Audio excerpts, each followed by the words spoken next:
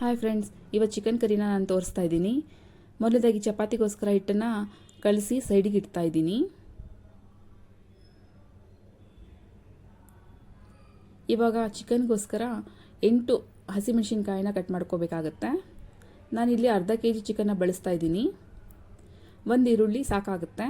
ಜಾಸ್ತಿ ಈರುಳ್ಳಿ ಬಳಸೋದ್ರಿಂದ ಚಿಕನ್ ಸ್ವೀಟ್ನೆಸ್ ಬರುತ್ತೆ. ಯಾವುದೇ ಇಂಗ್ರೀಡಿಯೆಂಟ್ಸ್ನ ಜಾಸ್ತಿ ಬಳಸೋದ್ರಿಂದ ರೆಸಿಪಿಯ ಟೇಸ್ಟ್ ಚೇಂಜ್ ಆಗಿಬಿಡುತ್ತೆ. ಅದಕ್ಕೋಸ್ಕರ ಎಷ್ಟು ಬೇಕೋ ಅಷ್ಟನ್ನೇ ಬಳಸ್ಕೋಬೇಕಾಗತ್ತೆ. ಒಂದು ಮಿಕ್ಸಿ ಜಾರ್ನಲ್ಲಿ 3 ಟೊಮೆಟೊ ಅಥವಾ 4 ಟೊಮೆಟೊನ ಮತ್ತು ಒಂದು ಹಿಡಿಯಷ್ಟು ಬೆಳ್ಳುಳ್ಳಿ ಮತ್ತು ಶುಂಠಿ ಮತ್ತು 4 ಲವಂಗಗಳನ್ನು ಹಾಕಬೇಕಾಗತ್ತೆ. ಒಂದು ಚುಟಿಗೆಯಷ್ಟು ಚಕ್ಕೆನ ಹಾಕಬೇಕು ಮತ್ತು ಸ್ವಲ್ಪ ಕೊತ್ತಂಬರಿನ ಹಾಕಿ ಇದನ್ನು ನುಣ್ಣಗೆ ರುಬ್ಕೋಬೇಕಾಗತ್ತೆ. ಈ ಸೈಡ್ನಲ್ಲಿ ನಾನು ಒಂದು ಪಾತ್ರೆಯಲ್ಲಿ ಚಿಕನ್ ಮಾಡೋಕ್ಕೋಸ್ಕರ ಎಣ್ಣೆನ ಹಾಕ್ತಾ ಇದ್ದೀನಿ. ನಿಮಗೆ ಎಷ್ಟು ಬೇಕೋ ಅಷ್ಟು ನೋಡಿಕೊಂಡು ಎಣ್ಣೆನ ಹಾಕಿ. ಇವಾಗ ಕಟ್ ಮಾಡಿ ಇಟ್ಕೊಂಡಿರೋ ಹಸಿಮೆಣಸಿನ್ಕಾಯಿ ಮತ್ತು ಒಂದು ಈರುಳ್ಳಿನ ಚೆನ್ನಾಗಿ ಹುರ್ಕೋಬೇಕು.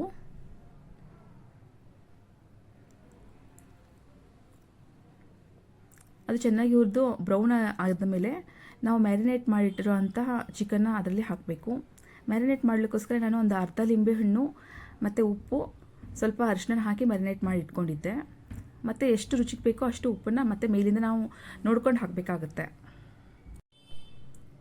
ಇವಾಗ ರುಬ್ಕೊಂಡು ಇಟ್ಕೊಂಡಿರೋಂಥ ಮಸಾಲೆಯನ್ನು ಅದರಲ್ಲಿ ಹಾಕಬೇಕು. ಹಾಕಿ ಚೆನ್ನಾಗಿ ಬೇಯಿಸಬೇಕು. ಅದು ಹಸಿ ವಾಸನೆ ಹೋಗಬೇಕು, ಅಲ್ಲಿವರೆಗೂ ಬೇಯಿಸಬೇಕಾಗತ್ತೆ.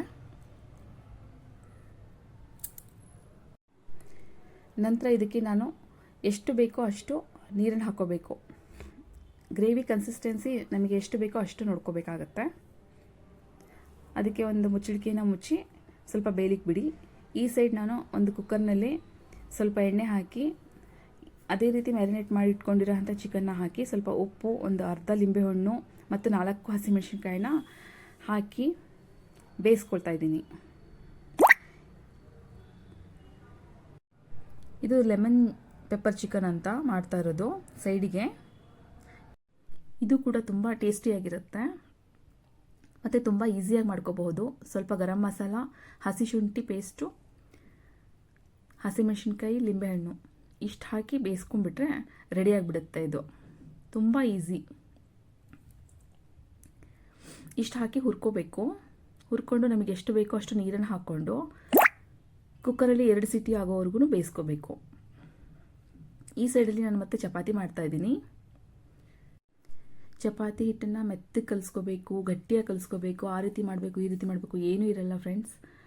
ನಾವು ಮಾಡೋದ್ರಿಂದ ನಮಗೆ ರೂಢಿ ಆಗುತ್ತೆ ಅಷ್ಟೇ. ಅದು ಸ್ವಲ್ಪ ಎಣ್ಣೆ ಹಚ್ಚಿ ಸ್ವಲ್ಪ ಹಿಟ್ಟಲ್ಲಿ ಅದ್ದಿ ಮಡಚಿ ಲಟ್ಸೋದ್ರಿಂದ ತುಂಬಾ ಮೆತ್ತಿಗೆ ಹೋಳಿಗೆ ಥರ ಬರುತ್ತೆ ಚಪಾತಿಗಳು.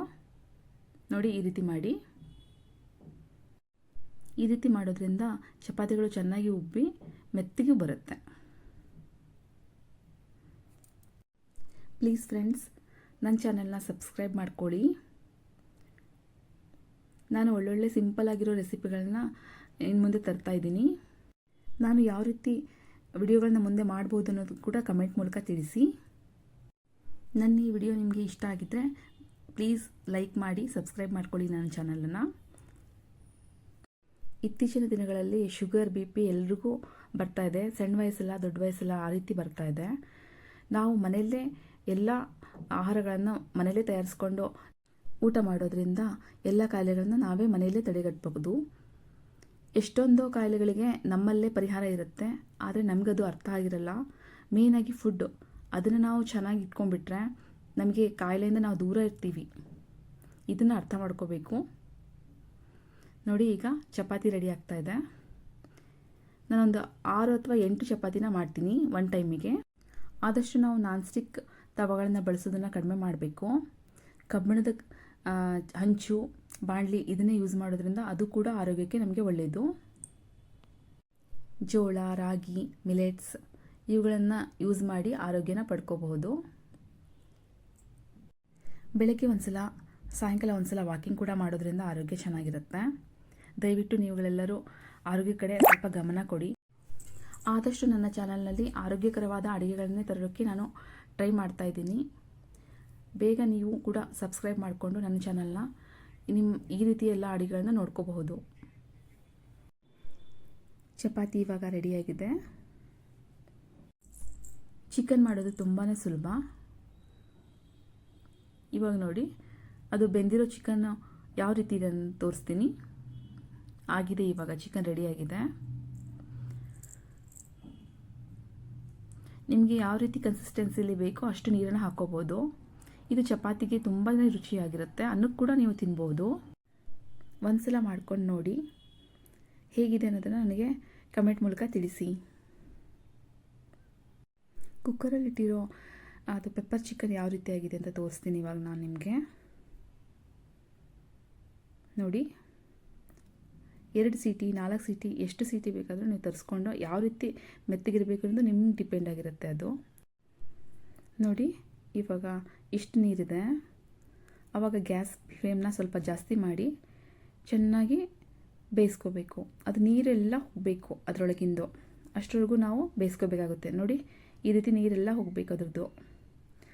ಇವಾಗ ಮತ್ತೆ ನಾವು ಸ್ವಲ್ಪ ಅರ್ಧ ಹೋಳು ನಿಂಬೆಹಣ್ಣು ಮತ್ತು ಪೆಪ್ಪರು, ಕೊತ್ತಂಬರಿ ಎಲ್ಲನೂ ಹಾಕೋಬೇಕು. ಪೆಪ್ಪರ್ ಹಾಕಿರೋದು ಸ್ವಲ್ಪ ಇದರಲ್ಲಿ ವಿಡಿಯೋ ಕಟ್ಟಾಗಿದೆ.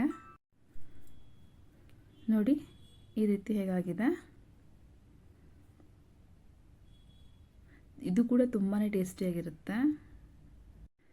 ಥ್ಯಾಂಕ್ ಯು ಫ್ರೆಂಡ್ಸ್, ನನ್ನ ವಿಡಿಯೋ ನೋಡಿದ್ದಕ್ಕೆ. ದಯವಿಟ್ಟು ನನಗೆ ಒಂದು ಅವಕಾಶ ಕೊಡಿ. ನಿಮಗೆ ಒಳ್ಳೊಳ್ಳೆಯ ಆಹಾರಗಳನ್ನು ಯಾವ ರೀತಿ ಮಾಡ್ಬೋದನ್ನು ಸುಲಭ ರೀತಿಯಲ್ಲಿ ಸಿಂಪಲ್ಲಾಗಿ ಯಾವ ರೀತಿ ಮಾಡ್ಬೋದನ್ನು ತೋರಿಸ್ತಾ ಇರ್ತೀನಿ. Thank you very much.